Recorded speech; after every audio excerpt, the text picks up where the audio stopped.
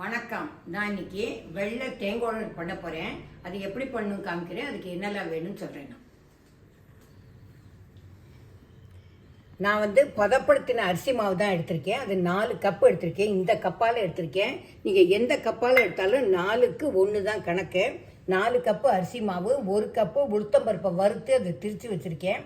வெண்ணெய், உப்பு, எள்ளு, ஜீரகம், பெருங்காயம், எண்ணெய், அப்புறம் தண்ணி.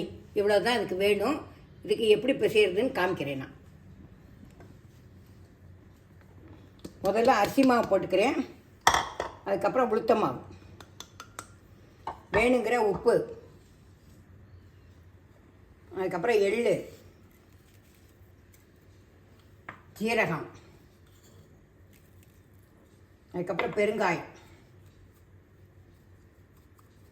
அதுக்கப்புறம் வெண்ணெய் எடுத்து வச்சுருக்கேன். இதுக்கு கொஞ்சம் கூடவே வெண்ணெய் எடுத்துருக்கேன். அதையும் போட்டுக்கணும். முன்னாடியே ஃப்ரிட்ஜிலேருந்து எடுத்து வச்சுருங்க, இல்லைன்னா அது கெட்டியாக இருக்கும்.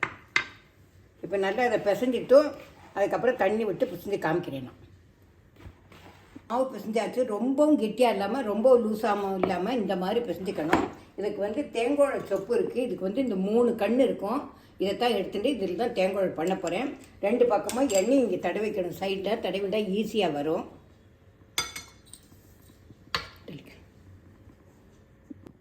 இந்த மாவு இதில் போடுறேன்னா அரை இதுக்கு இருந்தால் போகும். ரொம்ப ஜாஸ்தி போட்டேன்னா உனக்கு மேலே வந்துடும். அதனால கொஞ்சமாக போட்டு பிழிகிறேன்.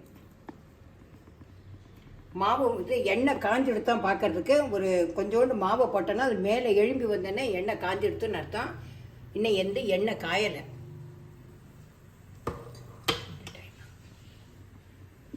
எண்ணெய் காஞ்சிடுத்தான் பார்க்குறதுக்கு இப்போ ஒரு இதை போட்டிருக்கேன் நான் மாவை. அது மேலே எழும்பி வருது. அதனால இது காஞ்சிடுத்துன்னு அர்த்தம்.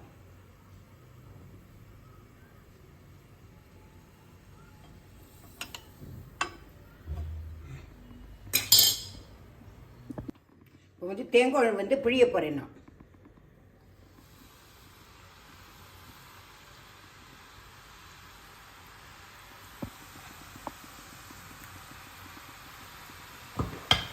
கொஞ்ச நேரம் கழித்து தான் அதை திருப்பி போடணும். உடனே திருப்பி போட்டால் அவ்வளோவும் பிரிஞ்சு வந்துடும். அது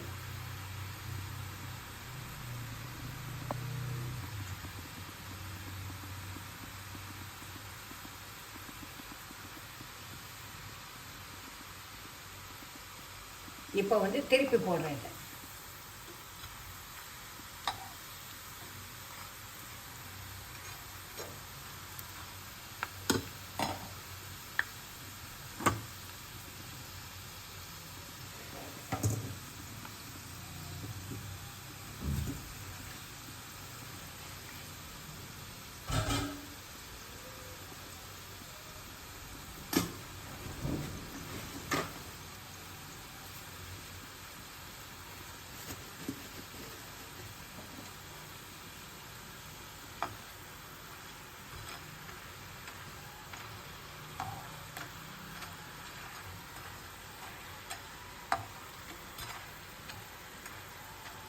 இதை இப்போ தேங்காயில் ஓசை அடங்கிடுத்து. இப்போ இதை எடுக்க போகிறேன். நான்